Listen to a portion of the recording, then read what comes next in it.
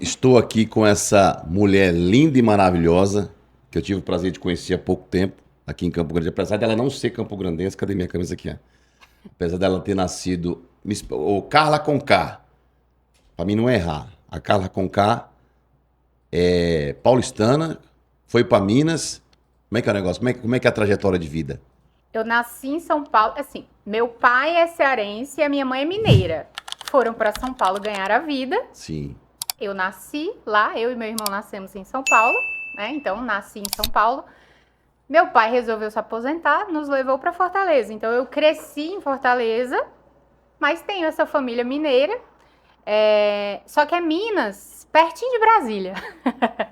Então, eu cresci, né, lá em Fortaleza, mas estou sempre transitando entre Fortaleza, São Paulo, Minas, onde estão meus avós até hoje, porém, encostadinho de Brasília, ali, 200 quilômetros. Então, eu estou sempre entre essas 4 cidades, mas como eu tenho... É a famosa brasileira mesmo. Brasileira. É do norte ao sul, do leste ao oeste. Aí eu falei, mas o que você está fazendo em Campo Grande, então? Então, eu fiquei sabendo que você veio numa palestra aqui, é verdade? Não, eu vim num encontro internacional de amantes. Encontro internacional de amantes. Amantes? E tem um líder. Amantes? Amantes do quê? Amantes radicais de pessoas. Sério? Sério. Olha só. Acredita? Mas, rapaz, e ninguém ficou sabendo. Eu não fiquei sabendo desse amantes, do encontro de É amantes. porque tem que ser convidado. Ah, tem que ser É convidado. só para convidados especiais. Que bacana. Olha, eu quero aproveitar esse espaço que a gente tá batendo um papo aqui. E o que me chamou a atenção foi do Missions.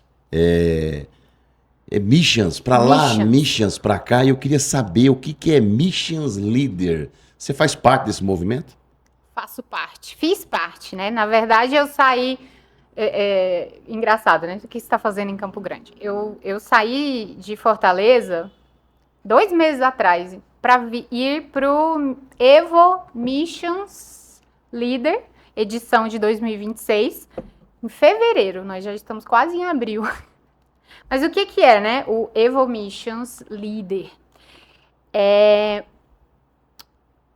um evento de liderança que não pode qualquer pessoa participar. Quem participa desse evento? Quem já fez alguns treinamentos de liderança, alguns cursos. Que cursos são esses? Curso de formação em inteligência emocional, curso de formação em análise comportamental, engenharia de equipes e liderança. E aí o que acontece? As pessoas que se formaram nesses cursos pela Evo, né, que é a mesma instituição que promoveu o encontro de amantes, que a gente se autodenomina amantes radicais de pessoas. Em outras instituições são os coaches, tá? Mas na Evo a gente chama amantes radicais de pessoas. As pessoas que se formam pela Evo nesses 4 cursos, engenharia de equipes, liderança, inteligência emocional e análise comportamental, elas podem se candidatar, né? Pode se inscrever para ir pro Missions Leader, que é o quê? A gente vai lá pro meio do mato. O pessoal do exército, coronéis do exército, dos bombeiros, eles preparam uma série de desafios, tá? Relacionados a provas de... resistência. De resistência, mas não só de resistência. Eles vão separar as pessoas em equipes, tá? E essas equipes, elas vão ser submetidas a situações de pressão, estresse. Tipo o Big Brother. Tipo No Limite. Lembra do No Limite? Lembro. Então, você vai ficar ali em alto estresse, alta pressão. Você vai ter que tomar decisões. Você vai ter que interagir com pessoas que você nunca viu antes, com perfis comportamentais diferentes, e você vai ter que performar.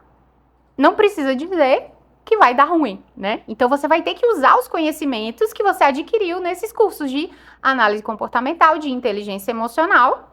O objetivo do curso é esse, é você colocar em prática o que você aprendeu nos cursos que você acabou de fazer. Entendi. E aí, a gente também tem uma espiritualidade ali, né? A gente tem guias espirituais. A gente trabalha os 3 níveis: corpo, mente e espírito. Então, existe uma programação no evento, mas o mais interessante é o não programado. Improviso. O improviso. Porque não tem como controlar. Uma vez que você não sabe quem são as pessoas que vão estar nas equipes, você não sabe o que os desafios vão trazer. Existem desafios ali de engenharia, que você vai ter que construir coisas. Existem desafios que você vai estar na água. Existem desafios que você vai estar no ar, no alto. Existem desafios que você vai estar na selva. É um desafio de autossuperação, então. Autossuperação e não é sozinho. Porque uma coisa é você passar por esses desafios sozinhos. Outra coisa é você ter que fazer isso em equipe. Você não pode abandonar a sua equipe. Quanto tempo que é isso aí? São mais ou menos 4 dias. 4 e dias. Aí você tem tempo restrito, alimentação restrita, sono restrito. Então eles fazem de uma forma de realmente deixar a pessoa estressada. Mas é muito interessante, porque é totalmente diferente. Assim, eu fui professora universitária na área de negócios e liderança. Eu também já fui consultora de empresas nessa área de estratégia e liderança. E é tão interessante poder viver algo totalmente diferente nessa área, porque você participar de treinamentos e consultorias de liderança, falando com líderes de empresas num contexto onde você vai citar livros, onde você vai citar... Eu dei aula em pós-graduação, em MBA, discutir, vivi situações reais dentro de empresas, corporativo, mundo corporativo, mas você viver. Então, o Evo Missions, esse encontro é uma transformação para a vida, né? É diferente de tudo que eu já vivi, de tudo. É muito especial, assim, porque a experiência de alto impacto emocional que você vive lá, que liga no seu cérebro, aquela parte do cérebro, do instinto humano, de vida ou morte, ativa o conhecimento de uma forma que você nunca viu antes. Uma coisa é você acessar um conhecimento do ponto de vista teórico, prático, no sentido de você estar numa sala de aula ou de uma empresa no ar-condicionado. E aí você precisa acessar aquele conhecimento X daquele ponto de vista da sala, engravatado, colarinho branco. Outra coisa é você precisar daquele conhecimento numa situação de vida ou morte. Não que a gente passe por uma situação de vida ou morte lá, que tudo é muito seguro. Mas a sensação que você tem ali no seu instinto é como se fosse uma sensação de vida ou morte. Entendi. E aí isso faz com que o aprendizado, ele venha, você acesse ele de uma forma única. Então eu virei, assim, a fã número 1 do Evo Missions, garota propaganda número 1. Onde eu vou, eu levo meu chaveirinho aqui da minha equipe. A minha equipe era Charlie. Tive aprendizados únicos. Coloco, as equipes, elas tinham nomes, né? E aí durante esses dias, eu era Charlie. Fui a líder do primeiro dia do Charlie.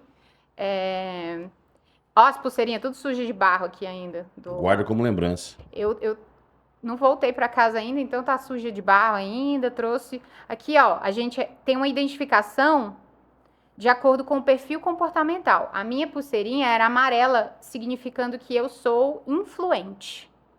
E aí as equipes, elas eram justamente separadas de acordo com o perfil comportamental.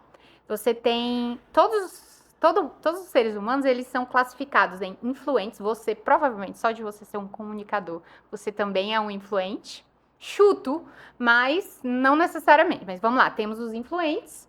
Tem Márcio Peter também é influente. Ele me influenciou vir aqui. Esse eu posso dizer porque eu já convivi com ele o suficiente para analisar. Você, eu não posso bater o martelo, mas eu tenho essa hipótese. Mas temos os influentes, temos os dominantes. Vou dar uma prévia. Influente é aquela pessoa que fala mais do que a boca, mas é aquela pessoa que tem facilidade de lidar com desconhecidos, assim, é uma pessoa que ela é naturalmente comunicativa. Aqui no meio do Pantanal não é fala dada, a pessoa dada. A pessoa dada, pronto. Ela não tem dificuldade nenhuma de interagir com as pessoas, mesmo que ela nunca tenha visto a pessoa na vida. Adora fazer uma piadinha, às vezes é dada como inconveniente. né? Por causa, às vezes, da piadinha fora de hora. Mas é uma pessoa que se expressa muito bem, é uma pessoa geralmente autoastral, uma pessoa otimista, uma pessoa benquista. E a dominante? Geralmente. O dominante, ele é uma pessoa objetiva, focada em resultado, é a pessoa que resolve. Algumas pessoas dominantes são tomadas como mandonas, controladoras, mas é a pessoa que resolve. Quando você tem 2 dominantes no ambiente, pode ser que dê treta, porque o dominante quer dominar, o nome já diz, né? Quer mandar. E aí pode ser que isso gere conflito, né? Sim. Nós temos o estável, que é a pessoa tranquila, que faz tudo para não entrar numa briga. A pessoa que gosta de equilíbrio, tranquilidade, paz. Ela é geralmente conciliadora. Ela vai mediar. Se tiver 2 dominantes brigando, o estável vai entrar para calma, gente, deixa disso. É uma pessoa que é boa para planejar. Não é a pessoa que é rápida, é uma pessoa mais lenta. É a pessoa que gosta de fazer tudo junto. Esse é o estável, é o planejador, é o equilibrado. E a gente tem o analítico, que é a pessoa da minúcia, a pessoa da planilha, a pessoa do detalhe. Também é uma pessoa que tem a tendência a ser mais lenta, porque ela gosta de analisar detalhe por detalhe. Geralmente é a pessoa que trabalha com TI, que gosta de programar, e aí tem que prestar atenção em cada vírgula. O influente, por exemplo, ele não é bom, ele é o contrário do analítico, porque o influente ele é distraído. Ele não é bom de prestar atenção no detalhe, ele é bom de ver o todo. O analítico, ele é o da cara da planilha, é o cara do detalhe, é o cara que vai querer considerar todos os cenários possíveis antes de tomar uma decisão. A gente tem o influente e o dominante, eles são rápidos. O estável e o analítico, eles são mais lentos. O influente e o estável, eles são focados em pessoas. O analítico e o dominante, eles são focados no resultado. Então, a gente tem... Todo mundo tem essas 4 características. Então eu não sou influente. Não? Sou dominante. Você é dominante? Eu gosto de ver a coisa acontecer. Gosta de ver acontecer? Então, eu vou te falar. Todo mundo tem os 4. Só que 1 ou 2 vão ser mais altos. Você pode ser um dominante influente. Eu, por exemplo, eu tenho um influente e dominante alto também. Eu também. Inclusive, a maioria das pessoas me olha assim. Quando eu cheguei no Missions, ninguém falava que eu era influente. Todo mundo falava, essa é dominante. Essa é dominante. Essa é dominante. Mas aí eu pegava e mostrava a minha pulseirinha. Gente, eu sou influente. Qual foi a grande transformação que o Evo Missions causou aí na Carla Conká? Nossa, Toma água, respira. Vou tomar uma água porque... Já dizia o Faustão, quem sabe faz ao vivo, também vou tomar um gole d'água, né, Peter? Esse é o meu grande agradecimento, assim, porque... Parece que você se emociona quando fala. Eu me emociono, porque era quiser chorar? Só de alegria. Porque dentro do Missions, eu tive uma resposta a algo a um conflito ou a um questionamento interno que eu buscava já desde 2024, mais de 2 anos. Eu sou uma pessoa que busca muito evoluir, melhorar e crescer. E nessa busca, eu tinha encontrado já 2 respostas, ou eu tinha me encontrado de duas formas que aparentemente elas eram conflitantes. E isso gerou uma paralisia, porque eu não conseguia casar as 2 coisas em uma só. E aí é como se eu não soubesse para que lado eu ia. E eu orava e buscava respostas com mentores e com Deus, e não conseguia conciliar esse conflito. E dentro do Evo Missions, através exatamente dessas vivências que eu tive lá dentro, eu consegui essa resposta e essa convicção que depois, nos eventos subsequentes, eu consegui confirmar que era exatamente isso, né? E o que é, né? Eu falo assim de uma forma genérica, mas o que era isso? Ao longo da minha história, eu até já gravei podcast sobre isso também, eu fui uma mulher que foi criada desde de pequena para ser como se eu fosse homem. Como assim, Carla? Eu fui criada para ser forte. Resolver os problemas. Para aguentar o tranco, para engolir o choro, sabe? Para esconder a minha feminilidade no sentido da minha sensibilidade, sabe? Para não precisar de ninguém, para não precisar ser cuidada, não precisar ser protegida por ninguém, para ser aquela mulher independente. Mas você parece ela. Mas eu sou. É. Eu sou, mas eu também sou mulher, sou feminina, sou sensível, sou uma pessoa extremamente sensível. É as duronas, diz que as duronas que é as mais sensíveis, né? As que fica durona assim, né? Depois sozinha desaba. E eu não preciso... Ela é assim, Peter? Você que conhece melhor? Eu não preciso anular as minhas... Eu descobri, né? Eu não preciso anular a minha sensibilidade para ser forte. Pelo contrário. A minha maior força está na minha sensibilidade. O meu maior superpoder está em ser mulher. Eu não preciso fingir que eu não sou mulher, eu não preciso anular as minhas características de mulher para ser poderosa. Entende? Só que eu passei uma vida inteira para descobrir isso. Entende? E qual era o ponto? Eu tive que passar por grandes dores, assim, para chegar nessas respostas. Eu tive 2023, 2024, eu passei por 2 burnouts, que são a síndrome do esgotamento, né? Que é quando você trabalha tanto e você se estressa e aguenta uma pressão tão grande que você trava num nível que o descanso não te cura mais. Que você tira férias e não resolve mais. É uma coisa ruim, tá na moda e assim, foi muito difícil sair desse lugar e eu fiquei um pouco traumatizada depois, e depois eu entendi também com terapia, buscando a cura disso, eu entendi de onde veio e o que me levou, né, a esse lugar, e veio muito disso, assim, de eu sempre me cobrar muito, um nível impossível de atingir, de que nunca é suficiente, tipo, por mais que eu atingisse grandes conquistas, nunca era suficiente. E eu tava, tipo, me matando. Que eu ia sempre querer trabalhar mais, estudar mais, ganhar mais dinheiro e nunca ia ser suficiente. Entendi. E vinha de um lugar errado, de que eu tava tentando ser algo que eu não era. Eu tava tentando ser forte de um lugar que não era a minha identidade, não era a minha natureza. Entende? Entendo. E aí, eu entendi, ok, eu não sou homem, eu sou mulher, eu sou sensível, eu preciso de cuidado, eu sou sim forte, eu sou ousada, eu sou aventureira, eu sou tudo isso, mas eu também sou sensível, eu também sou feminina, eu também tenho um lado influente, que é espontâneo, que é brincalhão, que é, sabe? Que é um lado que eu tentava esconder, que eu tentava abafar, que eu tentava negar. Eu tentava, por exemplo, quando eu estava cansada, eu tentava suprimir isso, eu tentava dizer, não, eu aguento. E aí eu só parava quando eu já estava indo pro hospital, sabe? E aí, qual era o conflito que eu não conseguia mais, que eu não conseguia resolver? Eu tinha tido sucesso ao longo da minha vida não respeitando os meus limites.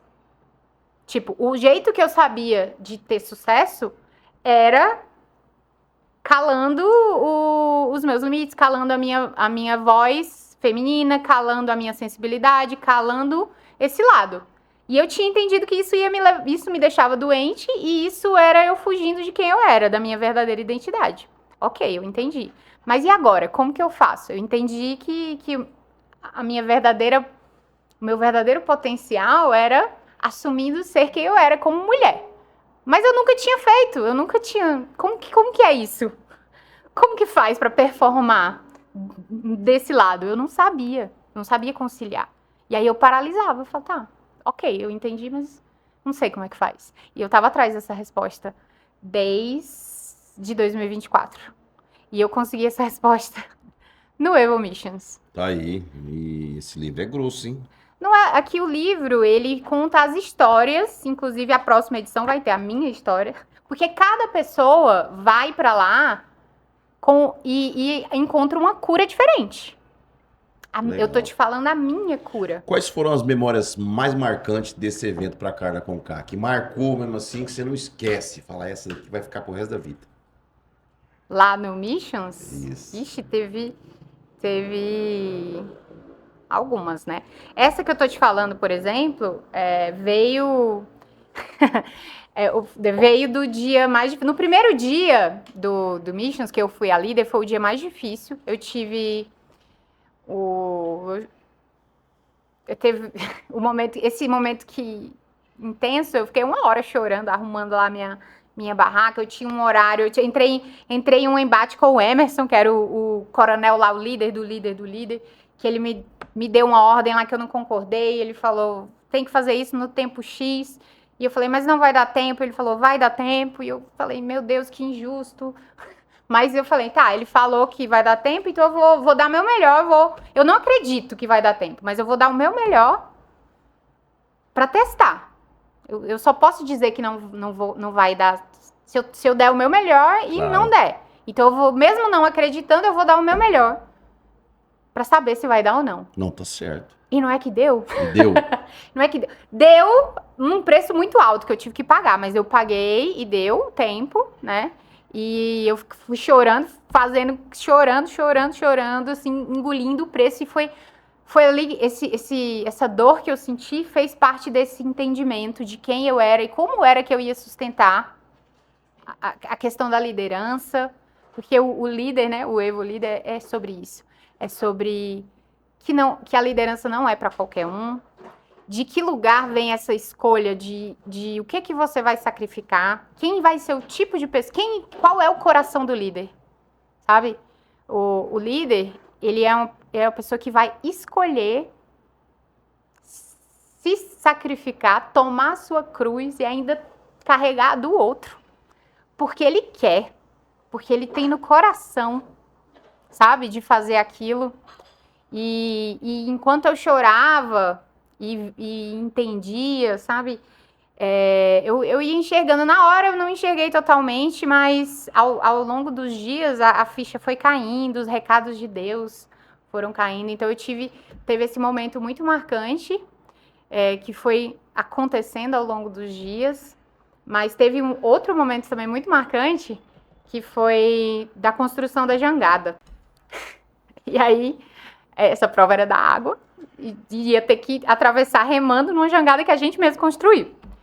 E eu aconselhei as pessoas lá na hora, eu falei, olha, pessoal, vocês que não sabem nadar, eu aconselho que vocês escolham alguém para ir com vocês na jangada, alguém que vocês tenham confiança, para que vocês fiquem mais calmos, porque a pessoa que não sabe nadar na água, ela, né, tem a tendência de entrar em pânico. Aí, uma delas, a moça me escolheu para ir na equipe dela. E aí, o líder, na hora, eu já não era mais líder, me escolheu para ir na equipe com ela. E aí ficaram 3 mulheres, eu, uma que não sabia nadar, e a outra que atribuíram para a equipe, ela tinha praticamente quase nada de força. Tinha pouquíssima força, eu tinha observado já por conta das outras provas. E aí eu falei, ok, então significa que eu vou ter que remar carregando o peso da jangada e das outras 2 moças sozinha.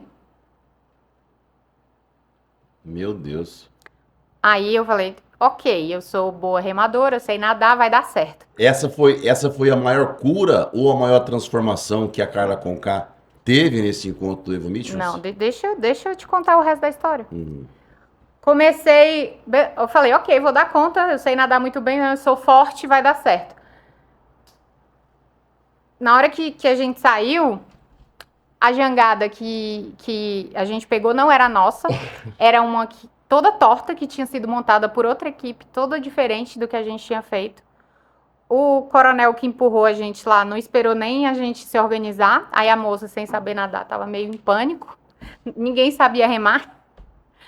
Teve um momento ali de vamos acalmar as pessoas. Quando eu consegui acalmar todo mundo e ensinar como é que ia sincronizar o remo, começou a correnteza. Tinha que remar, além de tudo, ainda tinha que remar contra a correnteza. Aí tinha que dar uma volta no rio. Eu falei, gente, eu tinha que remar puxando Eu achei que eu ia tirar essa prova de letra. Quando eu cheguei, eu falei, não, vou tirar isso aqui de letra. Acabou as forças. Eu pensei, não, na hora que der a volta ali no lugar, vai acabar a correnteza. Quando eu vi a correnteza, eu já comecei a ficar nervosa, né? Eu falei, não vai dar certo esse negócio. Resumindo, não tinha correnteza até o final. E na hora, eu pensei, gente, o líder, se ele tem um time muito fraco de força mesmo, se ele escolhe, se ele é muito piedoso e o time dele é muito fraco, ele vai ter que, né? Se dana. Ele vai ter que ser muito forte pra tancar, né? E isso teve tudo a ver com esse ensinamento principal, que era meio que uma ordem, assim, de Deus, né? Que ele disse, olha, eu tô te dizendo que toda aquela experiência que você teve sendo treinada pra ser homem, pra engolir o choro, pra tancar, você se deu muito bem. Na Evo a gente fala assim, a pior coisa que pode acontecer com você é você dar certo no lugar errado. Mas nesse caso, Deus estava me falando assim, olha, esse treinamento que você teve aí dando certo no lugar errado, você vai precisar usar agora. Porque você vai precisar usar toda essa força para tancar esse teu coração, esse teu desejo de ajudar, de proteger e de servir. É para isso. É para isso. Foi para isso que você passou tudo que você passou. E aí foi aí que eu entendi como conciliar as duas coisas, por quê e para quê. Então essa foi a grande resposta e essa foi a grande transformação, a grande cura. Que aprendizado, né? Essa foi a transformação e a cura que você vivenciou. Pretende voltar o ano que vem? Eu pretendo voltar em maio agora como staff. Eu fui convidada. Eu pensei que era um por ano. Tem várias edições, acho que pelo menos 2 por ano, e eu fui convidada lá pelos líderes de cada prova para voltar, servindo agora como ajudando os próximos participantes, né? E eu conto que em maio eu estarei lá. Em outra posição, aprendendo, e disseram que é pior. Disseram que é mais difícil ainda quando você tá lá servindo. Ah, é? E aí Então prepara-te. Eu pretendo estar lá nessa posição agora. E qual que foi a sua maior cura como filha? Então, a gente tá falando aqui de Missions, né? Que é uma experiência da Evo. Mas a Evo em si, que o treinamento para se tornar um amante radical de pessoas, que é esse treinamento em inteligência emocional, ele envolve a cura da sua, principalmente a descoberta da sua identidade. Quem você é. Que não tem como você curar suas emoções sem entender quem você é de fato. Tá muito relacionado. Você tomar posse, você ter autoridade sobre as suas emoções sem você saber quem você é. Então, para mim, esse processo, ele envolveu a cura em 3 níveis. Ou a cura da minha identidade. Quem é a Carla com K? Quem é a Carla? Em 3 níveis. O primeiro deles foi a cura como filha. Tá certo. Cura como filha e também como esposa. Como esposa não, como mulher, né? Então, é de baixo para cima. O que, filha, como assim como filha? Filha de Deus. Filha no sentido de que eu sou a imagem e semelhança do meu pai. E se eu sou a imagem e semelhança do meu pai, eu tenho todos os poderes, todos os superpoderes, todas as características do Criador dentro de mim. No meu DNA, porque eu carrego o Espírito Santo de Deus dentro de mim. Isso é importante. Se eu carrego o Espírito Santo de Deus, se eu sou a imagem e semelhança do meu pai, e eu carrego o Espírito Santo de Deus dentro de mim, no meu DNA, eu tenho todos os superpoderes, todos os poderes sobrenaturais de Jesus em mim. Todos os superpoderes sobrenaturais do meu pai dentro de mim, eu posso todas as coisas que eu desejar, se eu sonhar, porque se eu sonhar e eu desejar em alinhamento com meu pai, eu posso tudo. Isso é ótimo. Então, isso é a minha cura como filha, da minha identidade. Isso é ótimo. Se eu sou filha e eu estiver alinhada com meu pai, eu posso tudo. Mais uma pergunta importante. Qual foi a sua cura como mulher? Curas, eu já falei até, né? São curas em 3 níveis. A minha cura como filha, minha cura como mulher e a minha cura como super-heroína. Eu expliquei como filha e como mulher, mas não expliquei como super-heroína ainda. Então, com o desenvolvimento do processo com a Evo, de descoberta da minha identidade, eu fui entendendo que era muito importante descobrir quem eu sou, né? Aquela história do torna-te quem tu és, me aprofundar. Isso foi gerando uma curiosidade sobre mim mesmo, sobre as minhas idiosincrasias, as minhas peculiaridades. Nisso, eu entrei num processo investigativo que me levou a fazer aqueles processos diagnósticos sobre neurodivergências. A principal pista de que tinha algo diferente comigo foi a questão da curiosidade.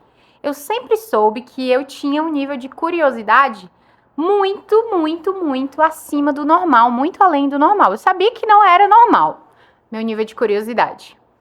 E eu fui investigar isso, fiz uma avaliação de 6 semanas com um neuropsicólogo especialista em adultos, né, que é um diagnóstico tardio, e eu descobri que eu tenho tripla excepcionalidade, ou que eu tenho alguns diagnósticos, na verdade.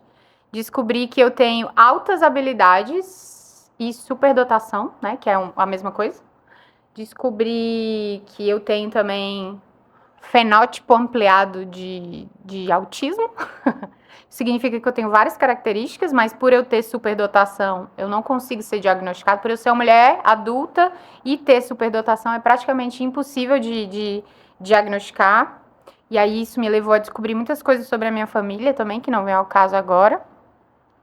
Mas, enfim, o ponto é, quando eu descobri isso, a minha vida inteira começou a fazer sentido sobre muitas coisas. Principalmente sobre defeitos que eu achava que eu tinha e que eu passei uma vida tentando me encaixar, tentando curar, tentando consertar, e que na verdade não eram defeitos, eram apenas um funcionamento diferente do meu cérebro. Quando a gente fala neurodivergência, as pessoas associam aos transtornos mais conhecidos. TDAH, por exemplo, é um transtorno, o autismo é um transtorno, a gente tem também borderline e outros transtornos. Altas habilidades ou superdotação não é considerado um transtorno, mas ele também se encaixa na categoria de neurodivergência, que é o quê? O cérebro, ele funciona diferente. Em que sentido? Uma pessoa normal, que é neurotípica, o cérebro dela funciona basicamente assim. Você tem o ponto A e o ponto Z, e aí você funciona A, B, C, D, um pensamento linear.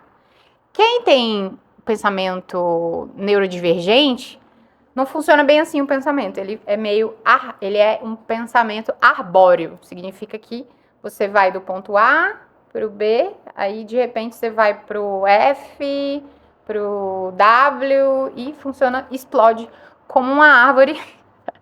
Isso é uma das características, mas imagina que o cérebro com altas habilidades, ele é como se ele funcionasse em autoprocessamento. É como se fosse uma televisão em 4K, comparado com uma televisão normal. Ou um supercomputador operando em alta velocidade o tempo todo, enquanto que o corpo é um corpo normal. Imagina um motor de Ferrari num Fusquinha.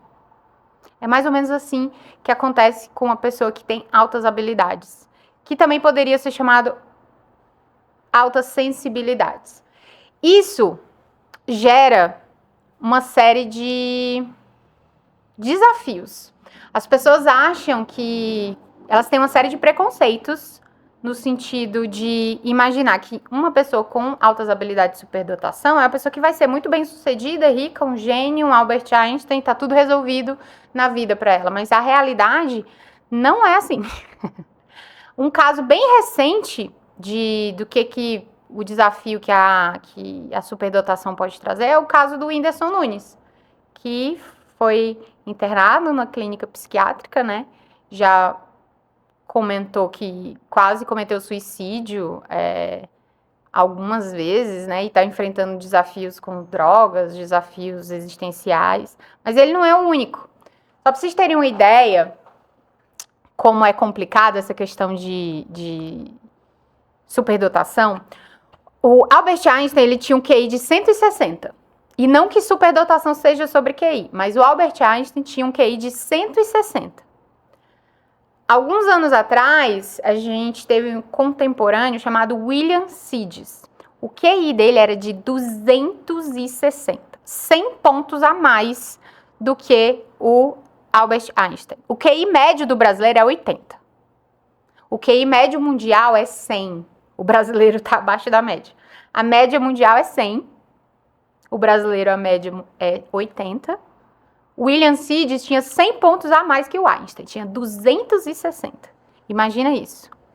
O Sidis, com 9 anos de idade, ele foi aprovado em Harvard. Não tinha programa específico. O Harvard criou um programa específico para aceitar ele. Com 11 anos ele estava lá. Com 16 ele estava dando aula lá. O que aconteceu? O desafio social emocional dele era tão grande que com 20 anos ele decidiu que simplesmente não queria mais pensar. Ele sofria tanto bullying, a sociedade era tão difícil para ele lidar, emocionalmente falando, que ele decidiu abandonar a carreira acadêmica, pegou empregos assim, de faxineiro, de chapeiro em lanchonete, e ele não usava o cérebro para nada, ele ia fazer cálculo simples, ele usava a calculadora porque ele decidiu não pensar, e ele morreu com 42 anos, de tão complexo que é essa questão que eu falei. É como se você tivesse um motor de Ferrari e um corpo de Fusca. O cérebro, o corpo ele não acompanha o ritmo do cérebro, o corpo, as emoções não acompanham, a inteligência emocional não acompanha o ritmo do QI muitas vezes. Mas não é só sobre isso, né? Mas é um desafio. E eu descobri que eu tinha esse desafio e descobri que fazia muito sentido essas incompatibilidades, muitas vezes. Por que eu tinha tantas habilidades numa área, mas tantos desafios em outra área? E ter consciência de que eu tinha muitos superpoderes. Quais são os superpoderes que eu descobri que eram realmente diferentes da maioria e realmente eram muito acima da média, e aí isso me ajudou a tomar posse e reconhecer como superpoderes.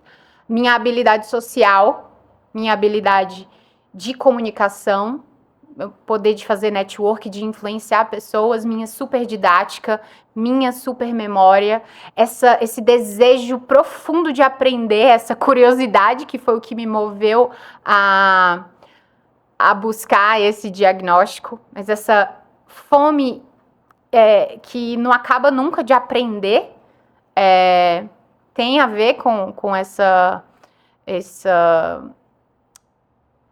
neurodivergência que eu tenho, né? Mas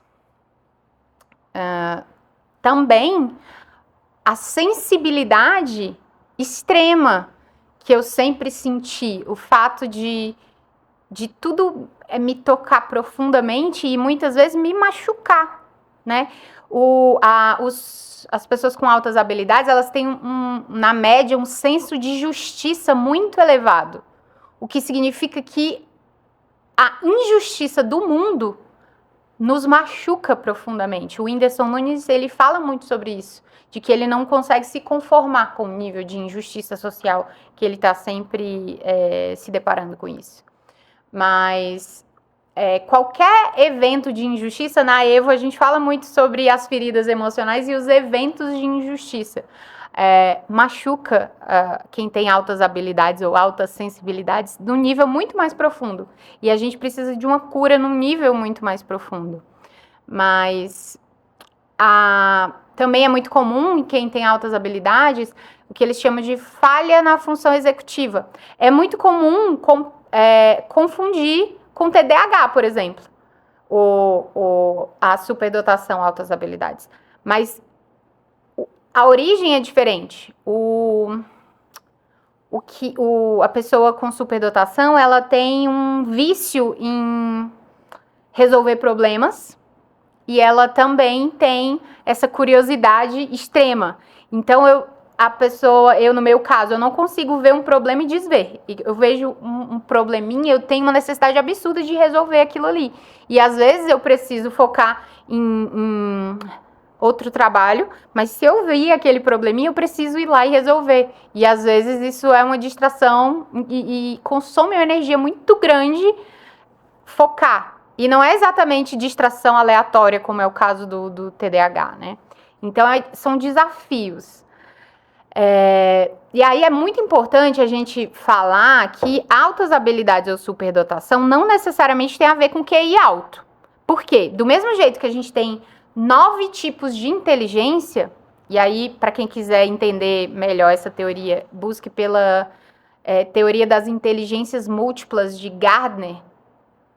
Inteligência não é só QI, não são só aquelas 3 inteligências lá, a lógico-matemática, a linguística ou a espacial-geométrica, que são as valorizadas na escola, né? A gente tem inteligência corporal sinestésica, que é a dos esportes. Você pode ser um superdotado nos esportes, tipo Neymar, tipo sei lá, esqueci o da natação agora. Gustavo Borges, por exemplo. Como é, meu Deus, da pele de tubarão lá da natação, que bateu todos os recordes. Enfim, inteligência corporal sinestésica dos esportes. A pessoa que tem esse tipo de superdotação, ela não vai pontuar QI alto. E talvez ela não pontue nos testes tradicionais para superdotação e ela vai ser superdotada. Existe a inteligência musical, inteligência espiritual, inteligência social, que aí você vai, ou emocional, que envolve a inteligência intrapessoal, que é você com você mesmo, e a inteligência interpessoal, que é você com as outras pessoas, e aí vai envolver capacidade de liderança, e aí eu tenho eu tenho altas habilidades em inteligência linguística, né, comunicação, essa social, que envolve essa questão da liderança, networking, mas também tenho na parte estratégica, que foi o que pontuou lá no meu teste, que também é influenciado pelo meu sexo, é muito interessante também. O fato de eu ser mulher tem diferença nos testes. Uma coisa também que eu descobri, muito tempo eu estava investigando a minha TPM. Existe uma condição que chama TDPM, que é transtorno disfórico pré-menstrual, que nada mais é do que uma TPM muito, muito, muito profunda, muito grave. E aí eu ia em vários profissionais, vários médicos, para ver o que acontecia nesse meu período, que no caso, para mim, não fico brava, nem brigo com ninguém. Para mim é mais uma apatia, um estado depressivo, que basta vir o período que passa. E eu passei muitos problemas ao longo da vida por conta disso, mas nenhum profissional conseguia me ajudar. Eu tive que pesquisar sozinha e antes de descobrir que tinha relação com as altas habilidades, eu consegui começar a me tratar, descobri que o profissional que trata isso é o psiquiatra. E depois que eu consegui descobrir, né, que tinha altas habilidades ou altas sensibilidades, eu descobri que é justamente isso. Tudo no corpo de quem tem altas sensibilidades ou altas habilidades é mais intenso, inclusive a dor. A dor é mais intensa, o prazer também é mais intenso. E aí, olha que interessante. Autossabotagem é você fugir da dor e se aproximar do prazer. Eu fujo da dor e busco prazer para fugir da dor. Necessariamente, a pessoa que é superdotada ou tem altas habilidades, ela vai ter um nível de autossabotagem muito maior. Porque se a dor dela é maior e o prazer dela é maior, o gap dela de autossabotagem vai ser maior.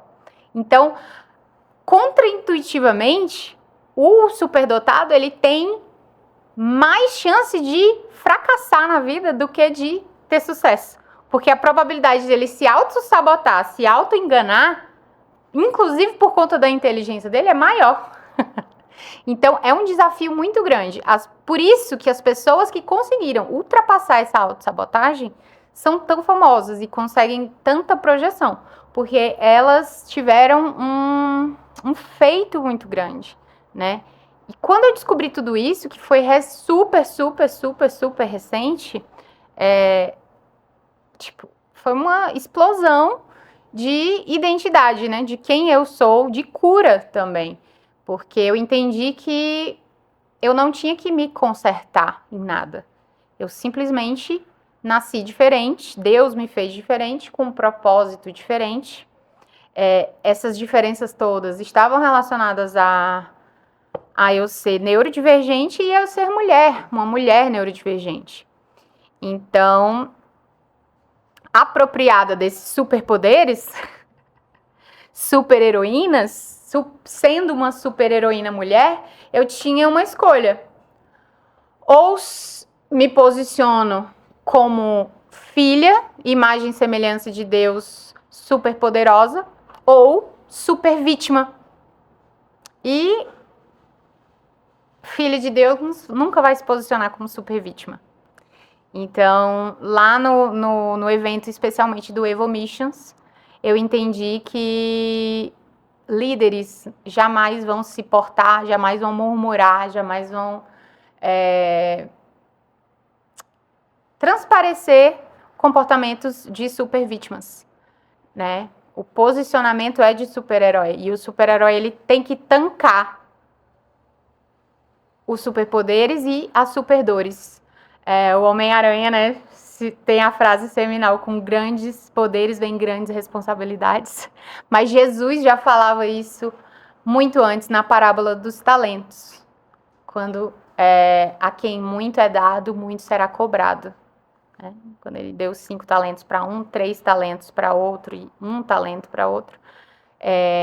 Os talentos não são distribuídos iguais e as dores também não são distribuídas iguais, mas a mensagem é a mesma. E eu entendi o que Deus queria de mim. E hoje eu não peço, eu não faço mais o que eu fiz a minha vida inteira, que era me desculpar por ser quem eu sou ou pedir licença para ser quem eu sou. Hoje eu entendi que eu preciso assumir o lugar que Deus me deu, com todas as delícias e todas as dores de ser quem eu sou. Então, essa foi a maior transformação que eu vivi na Evo, que foi assumir o meu lugar de super-heroína, neurodivergente, o meu lugar de mulher, o meu lugar de filha, exatamente como o pai me fez. Minha amiga Carla Conká, já decorei o Carla Conká. E essa daqui eu fiquei curioso para saber, hein? Me conta os bastidores das histórias não autorizadas dos encontros, quer dizer, do Encontro Internacional de Amantes Radicais de Pessoas de 2026, que aconteceu aqui em Campo Grande. Lá no evento, teve um momento crítico, ponto alto do evento é quando você faz o pitch de vendas. Isso é para qualquer evento, né, desse estilo.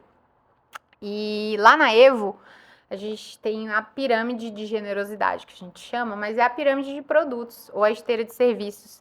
E lá no topo, a gente tem 2 mentorias, que é a mentoria Mastery e a Legacy. E aí, desde o primeiro dia que eu cheguei no evento, Deus já começou a falar comigo. Na verdade, 6 meses antes, antes de eu conhecer a Evo, Deus já estava começando a me dar certas ordens, né? E quando eu descobri a minha superdotação altas habilidades, eu descobri que eu tinha o dom de profecia e tinha uma visão de raio-x, uma visão além do alcance, um superpoder de ver as coisas além de ver. E eu já sabia que Deus ia me pedir algo forte, um passo de fé, e o recado assim estava extremamente claro para mim. E quando eles explicaram as duas mentorias, a Mastery, qual que era o ponto? A Mastery era para você subir no palco substituindo o Márcio Micheli. Um dia antes eu tinha escrito no meu crachá que o meu maior dom de todos era uma didática sobrenatural. Didática. E a mentoria Mastery era para você ensinar no lugar do Márcio Micheli. A outra mentoria, que era a Legacy, era para você abrir os negócios, dentre eles escolas para crianças, enfim. Mas era empreendedorismo. Eu já tenho uma escola. Já está no meu plano de vida desde sempre a educação e o empreendedorismo através da educação. Não faria sentido para mim ter apenas uma dessas mentorias. Tinha que ser as duas. E tinha sido feita uma pergunta sobre as duas mentorias, que o Márcio respondeu lá, enfim. O que aconteceu? Ele tinha respondido que a pessoa teria que comprar as duas, e eu cheguei lá, e detalhe, o valor da Mastery, R$300 mil, da Legacy, R$60 mil, e eu tinha R$360 mil para pagar nas duas mentorias? Não tinha. Mas aí é onde entra a fé louca, e aí Deus já tinha me falado também sobre a loucura de Deus e sobre uma confiança, enfim. Eu cheguei a comentar com algumas pessoas antes desse momento que ou eu acreditava em Deus e fazia o que ele estava me mandando, ou eu declarava que eu era ateia, porque a ordem de Deus estava extremamente clara. Eu anotei dias antes tudo que Deus estava me falando e eu já sabia o que ia acontecer antes de acontecer e eu tinha por escrito.